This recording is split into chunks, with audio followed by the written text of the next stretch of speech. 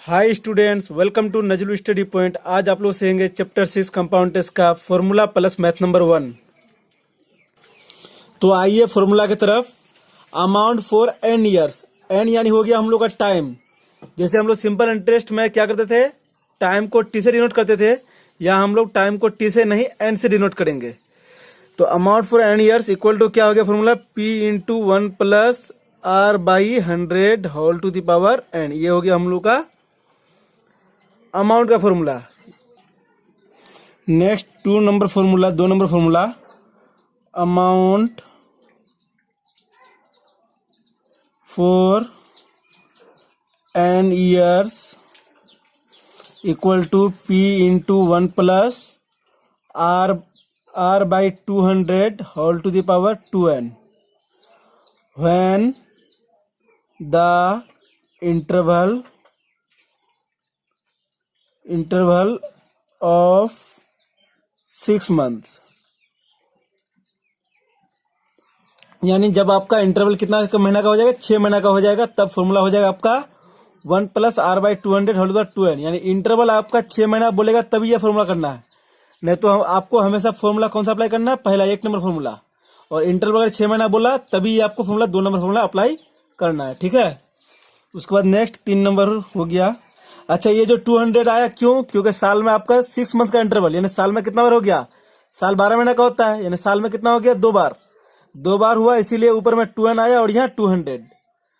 अब amount for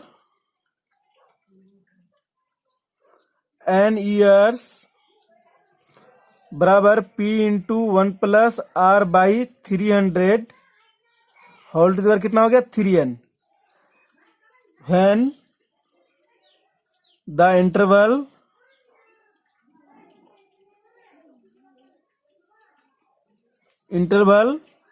of 4 months। तो interval अब 4 महीना हो, मतलब क्या करें, 4 महीना हो गया।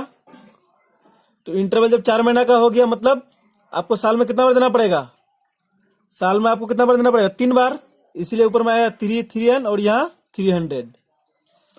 नेक्स्ट 4 नंबर फॉर्मूला, अमाउंट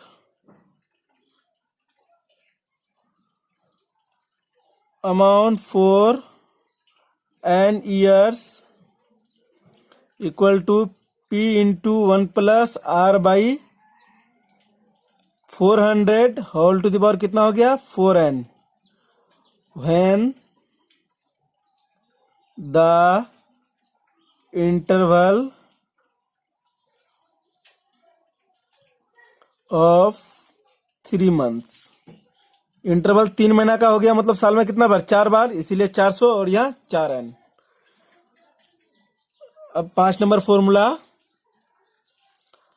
अगर मान लिए हम लोग का जो है मतलब रेट ऑफ जो ये मतलब कंपाउंड इंटरेस्ट है, वो अगर हम लोग का चेंज होते रहा, पहला साल कुछ हुआ, दूसरा साल कुछ और हुआ, तो उसका फॉर्मूला हो गया amount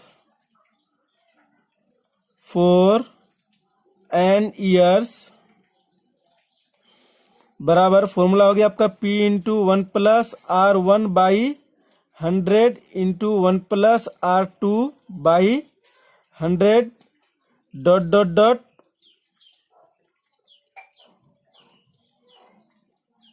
1 plus R N by 100 whole to the power n। यानी मान लो आपका 2 साल का अगर है तो 2 साल तक ही, मतलब R2 तक ही लेना है।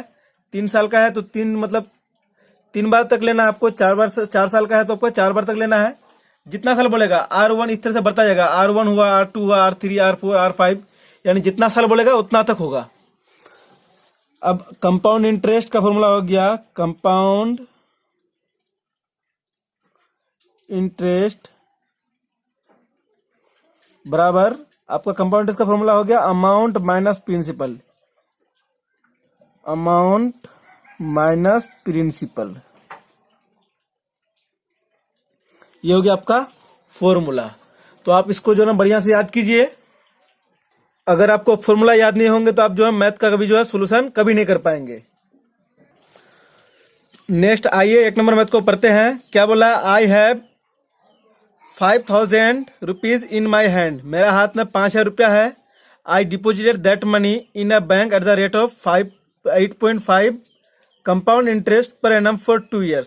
मैं उस रुपया को क्या किया, बोला है कि 8.5% के हिसाब से जमा किया, कितना मतलब फॉर 2 years, 2 साल के लिए। तो मैं जो है वो जो रुपया 5,000 रुपया को 8.5% के हिसाब से बैंक में 2 साल के लिए जमा किए। Let us right by calculating how much money I shall get at the end of 2 years। तो 2 साल बाद मैं जो है कितना रुपया मतलब जो है अमाउंट के तौर पर पाऊंगा, वो हमको निकालने के लिए कह रहा है, यानी हम लोग को अमाउंट निकालने के लिए कह रहा है। तो ये एक नंबर में क्या कह रहा है कि मेरा हाथ में मतलब 5,000 रुपया है, यानी पी बराबर कितना रुपया हुआ, 5,000। अब उस रुपया को बैंक में जमा करने के बाद वो बैंक क्या करेगा, 8.5 मतलब 8.5% के हिसाब से कंपाउंड इंटरेस्ट जो है देगा। तो आर हो गया 8.5%। उसका टाइम कितना हो गया आपका, 2 years। तो टाइम को हम लोग किससे डिनोट करेंगे बताए थे, एन से। तो एन बराबर कितना हो गया, 2 years।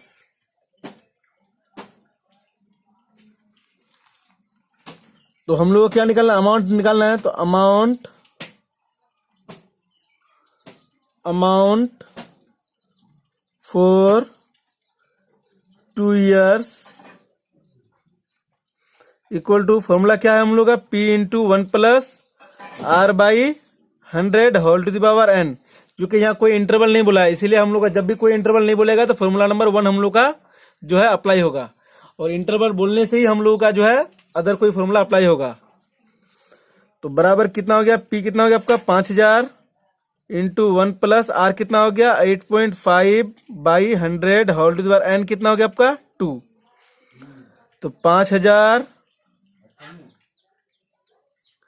इंटू, अब हम लोग यहाँ क्या करेंगे एलसीएम। तो 101 के 100 और 8 कितना हुआ 108, 108.5/100 गुना 108.5/100। देखिए हम लोग 2 बार क्यों लिखे, क्योंकि यह पावर 2 है। पावर 2 मतलब 2 बार लिखेंगे, अगर पावर 3 रहेगा तो 3 बार लिखेंगे, यानी पावर जितना रहेगा उसी के हिसाब से हम लोग लिखेंगे।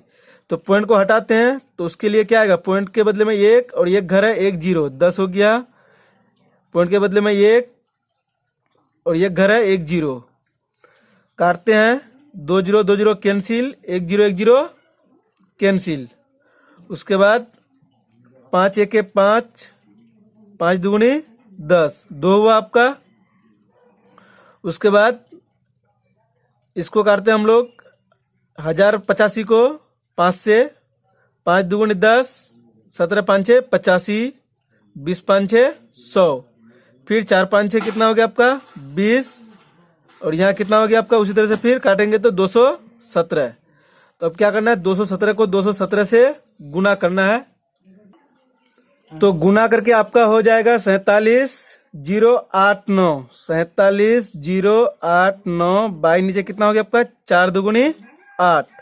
तो 8 से आपको क्या करना है, भाग करना है। तो आप 8 से भाग करते हैं, 8 का बड़ा पढ़ते हैं, 8 5 कितना हो गया 40, बचा कितना 7, 7 का बगल में 0 कितना हो गया 70, 8 8 64, बचा कितना 6, कितना हो गया 68, फिर 8 8 64, बचा कितना 4, 49, 8 6 के 48, बचा कितना 1, 1 तो नहीं चलेगा तो उसका बगल में 0 लेंगे तो यहाँ क्या आ जाएगा पॉइंट, 8 1 के 8, बचा कितना फिर 2, 2 जब बचा तो कितना हो गया आपका 20, 8 दूनी 16, बचा फिर कितना आपका 4, कितना हो गया 40, 8 5 6 40। तो देखिए पॉइंट का तीसरा घर, पॉइंट में जो है तीसरा घर कितना उसका पॉइंट का 5 है। अगर पॉइंट के बाद तीसरा घर अगर 5 या 5 से ज्यादा हो तो हम लोग नेक्स्ट डिजिट पकड़ लेंगे, यानी 12 के बाद नेक्स्ट डिजिट क्या है इसका 13। तो 5886.13 ये हो गया अप्रोक्स, यानी लगभग। Therefore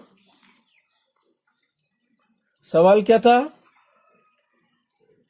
how much money I shall get at the end of 2 years।